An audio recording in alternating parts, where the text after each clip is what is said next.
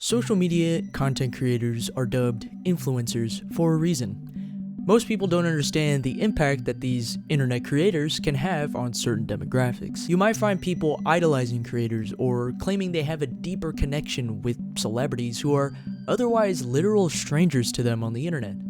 This is just a simple way to put it, but generally this is what we call parasocialism. The pattern you may notice nowadays is this. A handful of videos begin showing up on your feed from a certain creator. Each video garners more and more attention, views, and likes. Before you know it, you see this creator's face plastered pretty much everywhere. Most of the content you'll see won't even come from the creator directly. I'd say about 70% of the engagement you'll have with an up-and-coming creator will mostly come indirectly from fan pages dedicated to compiling clips of the creator's funniest moments, which make marketing for that creator a breeze. Inevitably, from these compilations of their best moments, you'll come to enjoy their content and see that it only makes sense they have the platform they do because of how charming and lovable they are. From there, you may choose to directly engage with their content by subscribing to their social media platforms, whether it be YouTube, Instagram, Twitter, Twitch, etc. You may feel inclined to subscribe to their paid platforms to access exclusive content or support them monetarily overall through Patreon, YouTube members, gifting subs on Twitch, buying merch, purchasing CDs, and more. Just like that, you are now one of their millions of supporters.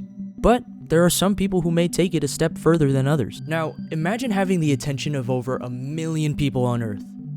It's difficult for me to comprehend 952 of you guys subscribed to my channel right now. To be under the lens of over 1 million pairs of eyeballs makes me shudder a little when I think about it. Numbers on a screen, however, may not truly register for some people.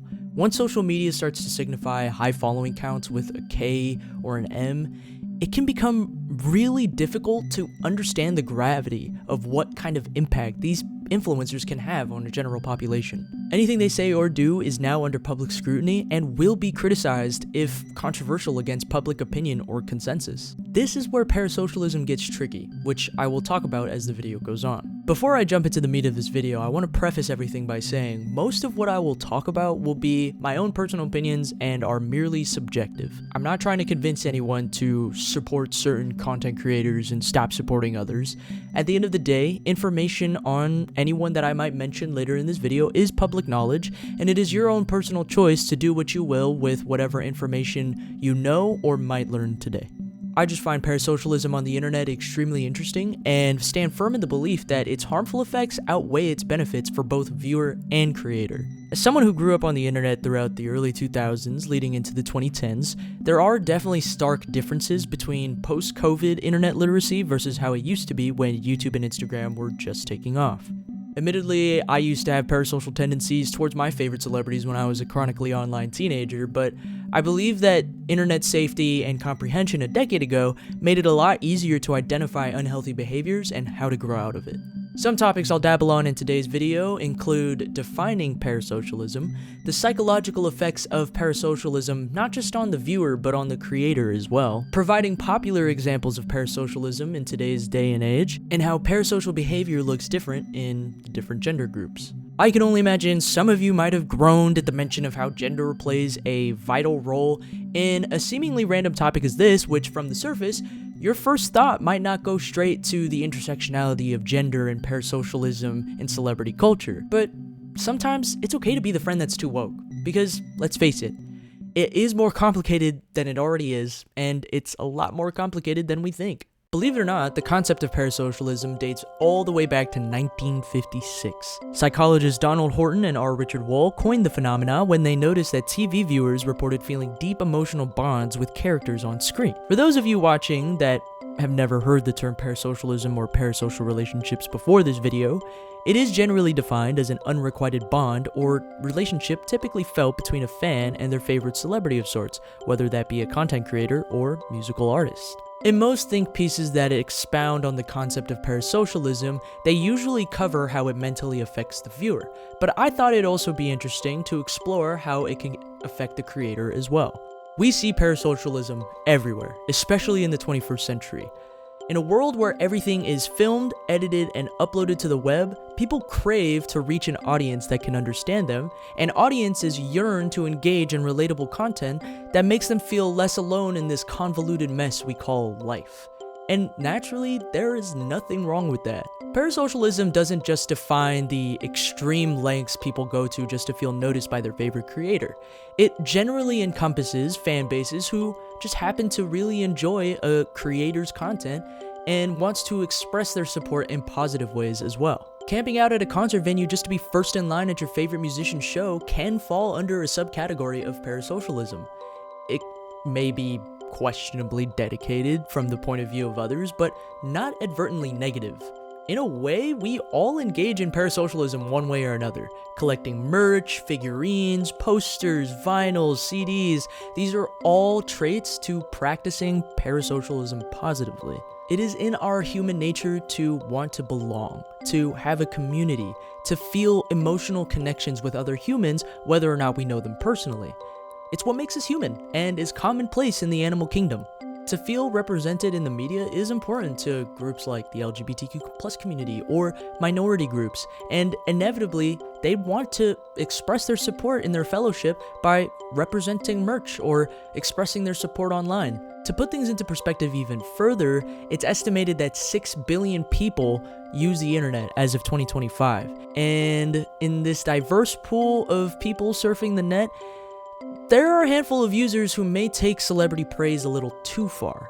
Earlier, I put a lot of emphasis on how internet culture makes it easier for anyone and everyone to feel like they have a place in this world, especially if they're struggling to find it in real life. For the majority, finding these online communities can ultimately stimulate real-life activity. It can inspire others to never give up searching for it outside of the internet. It can also translate to people taking time to travel across the country or globe to meet up with their online communities and have a physical human interaction with the people who get them. This is a beautiful thing. Unfortunately though, in this twisted world, there are people who are stripped of that in real life, and the internet is truly their only source of community. The feeling can be jarring to feel alone in this world, in this universe. And to these some, their conditions are desolate. They may not have been brought up with the same opportunity to afford cross-country travels to meet up with their online communities. They may be in completely isolated areas where the nearest signs of life are only accessible via a 1-hour drive. The internet is easy, accessible. They gather all of their news from it, learn from it, socialize themselves in a landscape of unfiltered, unsupervised content. The internet can hide them behind anonymized usernames, profiles, revealing little to nothing of their true identity, making evasion of consequences seamless. People who may live under neglect look to influencers or celebrities to guide them morally, learn what's wrong or what's right based on what these creators are purporting. But the internet scene, despite being a fascinating way to share our lives with one another, is inauthentic. It's deceitful to the public eye once the camera stops recording and cuts are made in post. What we see uploaded is all we know. With poor media literacy, this can be misconstrued and ultimately lead to a negative turn of events. Extreme parasocialists will find themselves stepping outside, be met with criticism of beliefs they've consumed through their favorite creators, and when those beliefs are all they know, they will shield themselves. They will find ways to defend themselves and the source from which they found those beliefs, because how can the person who makes them feel seen be wrong? It's mostly memeified, but it's of their reputation that K-pop Twitter, or K-pop Twit, is mostly at the scene of the crime of producing negative outcomes as a result of extreme parasocialism. One piece of critique and they are doxing people, sending death threats, running people off the internet forever over a non-issue comment or critique about their favorite group. Some fans go to these extreme lengths for people who don't even know who they are and did not ask to be represented in these negative ways. This is just an example, and of course only applicable to those who actually engage in these extremely inappropriate behaviors. I'm not saying that all K-pop fans are like this, but it is alarmingly frequent how often these incidents happen, and it is a scary rate of people who participate. When the Dream SMP allegations were circulating, there was a lot of discourse surrounding the validity of victim statements despite what ample evidence there was to prove what they went through. But once people put these creators or artists or these influencers or these celebrities on high pedestals, it's hard for them to imagine that the cute guys innocently playing Minecraft and making silly roleplay skits together could ever do any harm. These two examples show where negative parasocialism strikes. Fans create a version of celebrities who are otherwise strangers to them in their mind and cement it, making it extremely difficult to rip out of once they are confronted with reality and realize that these creators are also humans who make mistakes, whether they're as drastic as the Dream SMP allegations or something as small as an offhand offensive comment that a K-pop star made in an interview. Now, imagine what this can do to a creator's mindset. The average person reports not being able to feel like themselves in their environments. Whether that's through a lack of support or social pressure to fit the status quo, it's no unique experience to feel a lack of identity, especially in the rise of conformity and Gen Z's obsession with cringe culture and shame. This is just the human's experience as an average nobody, for a lack of better words. With our heads on the swivel, we are constantly putting on a performance for others to be perceived in a specific way, even at a small scale. Now imagine this pressure amplified 1,000 times over. We see personality squandered as we follow the journeys of up-and-coming influencers or celebrities. Take Justin Bieber, for example, a childhood star with billions of eyes following him 24/7 at the age of just 13. When I was 13, I was playing with Snapchat filters and hitting the whip and nay-nay. But to be under the scrutiny of billions of eyes, your life constantly reported on and followed, millions upon millions of fans, strangers, wanting to get close to you just to say they did, at such a crucial point in adolescent development, can really stunt how a child is supposed to perceive the world. How can you truly feel yourself when you have headlines broadcasted everywhere molding your personality for you? When you have a team of people training you on how to act properly in interviews or on stage, telling you how to respond to controversy, telling you what to wear, telling you what personality will make you the most money and keep your numbers up. The same thing can be applied to anyone in the content creation industry, whether you're a niche micro celebrity or an A-list actor. There are systems in place to manage these creators, influence their creative direction, and especially fan bases that apply pressures through idealizations and speculations of what goes on behind the scenes. This last point has very different effects across creators, which can be compared demographically by age, race, and gender. For this video, I'm going to be focusing on gender, but it is important to acknowledge that the other two factors do change how creators of different ages and races react to certain controversies, how their viewers react to controversies they're involved in, and how these are also intersectional in their own right with relation to gender. From what I've observed on the internet, there are striking differences in how parasocialism looks in male versus female content creator spaces. Circling back to the Dream SMP example, a lot of their fan base was made up of younger girls who viewed these men as cute or innocent. I always think back to that picture of the girl who compared George Not Found's hands to a kitten and its paws. At first, it all seemed harmless. Outside of the fan base, people questioned why these grown men who were at least over the ages of 21 were being infantilized, with only 2 of the members being 16 to 18 at the time. Then, around 2022 and resurfacing around 2024, everything shifted when allegations of SA, inappropriate engagement with minors, and poor controversy etiquette began to circulate within the Dream SMP members. I was never huge on following or watching any DSMP content, but God knows I was on the internet, and that was all I would see on my timelines. I still wouldn't say I have super strong opinions on some of the situations because of how complicated everything became when more came out, but I did notice a few reactions and behaviors that stood out to me from the fan bases and creators. It is imperative for me to continue to denote that a majority of their fan base were young, impressionable teenage girls, an audience of people who are still navigating their own self-identity, learning between what's wrong or right, and would prioritize the starstruck feeling over real-world issues. In my opinion, it was never entirely the fan base's responsibility to know better. The adults in this scenario would be the SMP members, and to me, I felt it was poorly handled. I noticed a lot of leveraging in the imbalance of power dynamic between the creator and the fan base, almost manipulating fans into engaging in inappropriate forms of retaliation against anyone who critiques the creator. and I tend to notice this in a lot of male creator communities. As previously mentioned, this is not me trying to dog on certain creators who may have been involved. I'm taking care not to mention any specific incidents as it's not my place and I'm not fully knowledgeable on all of the exact details of what happened, but the overarching point still stands. Fans tend to be quicker to defend male content creators when they do wrong.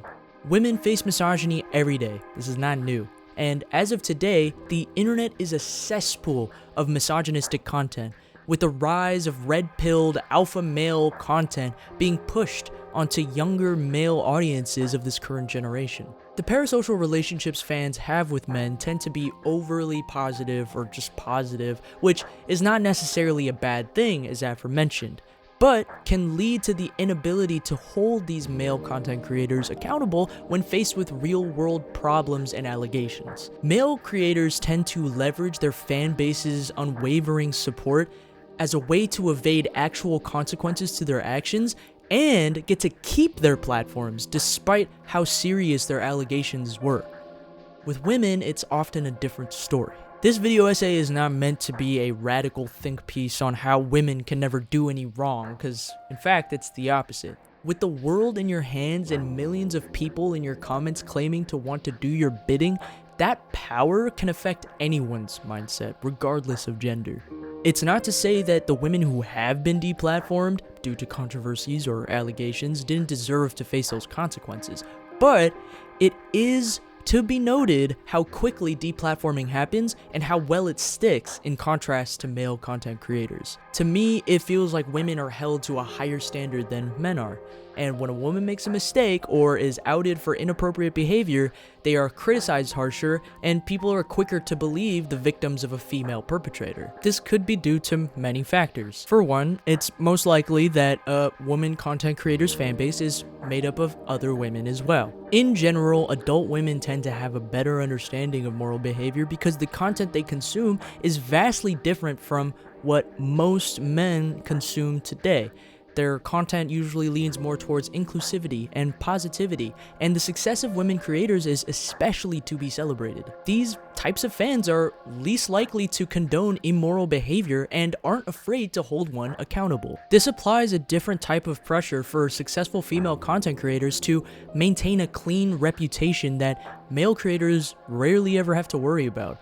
Women are expected to be mature at all times. They are expected to respond appropriately to controversy, or it could mean the end of their career. On top of that, the parasocial culture between men and women look extremely different. While I talked about how in most male content creator communities they are usually infantilized or dubbed to not know any better or boys will be boys, women are usually sexualized, even minors in the content creation scene. Extreme parasocialism towards women usually puts them at real-life risk. We see this with men who stalk female creators in order to harass them, using monetary spending as a justification for their inappropriate behavior. Men will drain their wallets in order to gift Twitch subs or access exclusive content and think that they have a right to interaction from these women who don't know who they are. This can also be true for male content creators, with fans who might stalk where they live or jump barricades just to snap a picture with them, startling security and the creator himself. But with women, these attempts tend to be a lot bolder and are followed with threats of rape, murder, or just general harm if these women don't acknowledge their presence. It's hard for me to say that male content creators really have to worry about bodily harm in public as much as women do. Although I try to cover as many potholes as I can by reiterating over and over again that these examples can be true for both sides, if you're watching this video, I hope you understand that when I'm comparing the two, I'm not trying to downplay one type of incident from another. I'm only merely trying to highlight that it happens in more extreme ways towards one certain demographic than the other. I mean, we look at Tyler Catastrophe, who is a more recent example coming to light this year, who has a parasocial relationship with Wilbur Soot. Tyler wants to move to Brighton, which happens to be where Wilbur Soot is from. Not to mention the constant content Tyler would make about his romantic feelings towards Wilbur Soot, who doesn't know who Tyler is, and the defense against the allegations of abuse that Wilbur Soot has on him, even though those allegations were already confirmed to be true. Parasocialism, when left unchecked, can be very damaging to one's worldview. But do I think that this leaves Wilbur Soot prone to an attack from Tyler? Most likely not. However, when I watched the clip of Valkyrie, Cinna, and Emiru's stalker physically following them to the boardwalk, I'm deeply disturbed at how quick he was to initiate a physical attack, threatening to kill them, thankfully stopped by their bodyguard. I'm gonna keep following her. I'm gonna keep following her. Not another one! No! You're gonna have to get in line, there's too many stalkers! Right now. I'll kill you right now. I'll kill you right now. Security, please, please! Security! It's just a different level of extreme between these two types of parasocial stalking that's hard to ignore. With all of this being said, it's safe to say that we should try to work ourselves out of the parasocial culture. We must remind ourselves that everyone is human, and you truly never know a person, regardless if they're uploading life vlogs every day. Keeping ourselves grounded and keeping an open mind in discourse can contribute a net positive towards internet safety moving forward. Nothing in life is ever serious enough for you to put yourself at risk or your future at risk over a celebrity or influencer that is unaware of your existence. It is much better to keep scrolling past critiques you may not like, or just not take it so personal. In the end, we should all be in pursuit of acquiring a better version of ourselves every day, and creators can only do that by welcoming critique and not punishing it. If you enjoy this video, I'd really appreciate it if you guys left a like and subscribe to my channel for kind of similar-esque videos to this. Comment down below what your favorite part of the video was, or whatever thoughts you might have on parasocialism and, you know, the intersectionality of gender and parasocial culture, because I think it's important that we have these discussions. At the end of the day, a lot of this is really rooted in misogyny. You can't escape it. And we also just need to learn to hold men more accountable for the wrongdoings that they do in the world. I don't know. That's just my personal opinion. Regardless, I will see you guys in the next video, and comment down below any other topics you want me to cover, research, kind of look into, maybe explain my thoughts. I don't know how many people of you guys actually care to hear my thoughts, but you know, we'll see. But yeah, love you guys, peace. See you in the next one.